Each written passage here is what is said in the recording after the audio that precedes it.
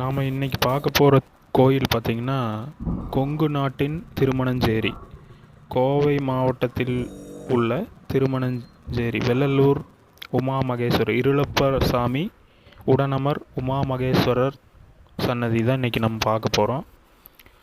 வெள்ளலூரில் இடையர்பாளையங்கிற ஒரு ஊரில் தான் பகுதியில் தான் இந்த கோயில் அமைஞ்சிருக்குது. சுற்றி வர தேர் போகக்கூடிய சந்துகள் வீதிகள் இருக்குது. தேர் இருக்குதுங்க, பாருங்கள், தேர் உங்களுக்கு காட்டுறேன். ஆதி காலத்தில் பெரிய தேராக இருந்திருக்குது. இப்போ இட வசதி கம்மியானங்காட்டி சக்கரங்களை சின்னது பண்ணிகிட்டு இருக்காங்க. 60 வீட்டுக்காரர் இருளப்ப சுவாமி அருள்மிகு உமா மகேஸ்வரர் கோயில் இது. இங்கே திருமணங்கள் உடனே 5 மாதத்துலேருந்து 11 மாதத்துக்குள்ளே உங்களுக்கு திருமணம் உடனே நடக்கிறதா ஐதீகம். அந்த கோயில் பூஜை பண்ணுற ஐயாட்ட நாங்கள் இன்றைக்கி பேசினோம். அவர் சொன்னார், இந்த மாதிரி இந்த கோயில் ஒரு 600 வருஷம் இருக்கும் அப்படிங்கிறாங்க. 600-700 வருஷம் இருக்கும் அப்படிங்கிறாங்க. மூலவர் பார்த்திங்கன்னா உமா மகேஸ்வரர் நம்ம ரிஷப வாகனமாக உட்காந்துருப்பாங்க இல்லையா, அந்த மாதிரி சிலையே இருக்குதுங்க. அந்த காலத்திலே வடித்து வச்சுருக்காங்க. கூட பரிவார தேவார தெய்வங்களும் இருக்கிறாங்க, 60 பேர். அந்த 60 தெய்வங்கள் என்னென்னங்கிறத நாங்கள் உங்களுக்கு ஒரு பிக்சராகவே இதில் காட்டியிருக்கோம் வீடியோவில். அப்புறம் பார்த்திங்கன்னா இந்த கோயிலில் விசேஷ நாட்கள் பிரதோஷம், அப்புறம் அமாவாசை நாட்கள், பௌர்ணமி நாட்கள், பைரவர் பூஜை, பிரதோஷத்துக்கு அன்னதானம் பண்ணுறாங்க. இந்த ஸ்தல விருட்சம் மலை கிழுவை, ஆனால் அது இப்போ வறண்டு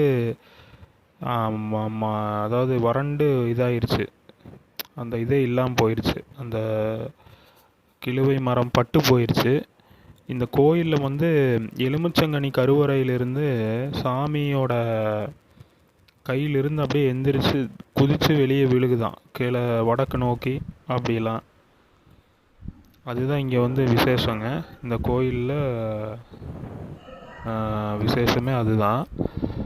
அது இப்போ நிறுத்திட்டாங்க. இப்போ ஏதோ ஒரு காரணத்தினால, இந்த மரம் பட்டு போன காரணத்தினால அந்த ஐதீகமான பாரம்பரியமாக வந்தது, அந்த இது நிறுத்திட்டாங்க. அப்போல்லாம் கூட்டம் அதிகமாக வந்துட்டு இருந்ததுதான். இப்போ வராங்க. இப்போ ஜாதகம் வச்சு பூஜை பண்ணாலே உடனே திருமணம் நடக்குது அப்படின்னு சொல்கிறாங்க ஐயா. இதுக்கு நிறைய சக்தியான ஒரு இதுங்க அம்சமாக இருக்குது.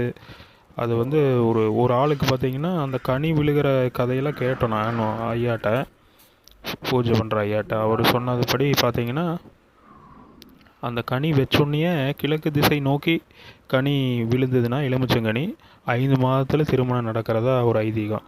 வடக்கு நோக்கி விழுந்தால் கொஞ்சம் தாமதமாக நடக்கும், தெற்கு நோக்கி விழுந்தால் ஆகாது அப்படிங்கிற மாதிரி. அது கொஞ்சம் அப்படியெல்லாம் ஒரு ஐதீகம் இருக்குது. இப்போ அந்த பூஜை முறையை ரத்து பண்ணியிருக்கிறாங்க. அது எதனாலேன்னு தெரியலைங்க. ஆனால் ஜாதகம் வச்சு மட்டும் பூஜை பண்ணி தராங்க. இப்போ கொங்கு நாட்டுடைய திருமணஞ்சேரி நிறைய கல்யாணங்கள் நடந்ததாக ஐயா சொல்கிறாங்க. திருமணம் நடந்த 200 திருமணங்களுக்கு மேலே அந்த கனி வச்சு பூஜை பண்ணதெல்லாம் சிறப்பாக பண்ணியிருக்கிறாங்க.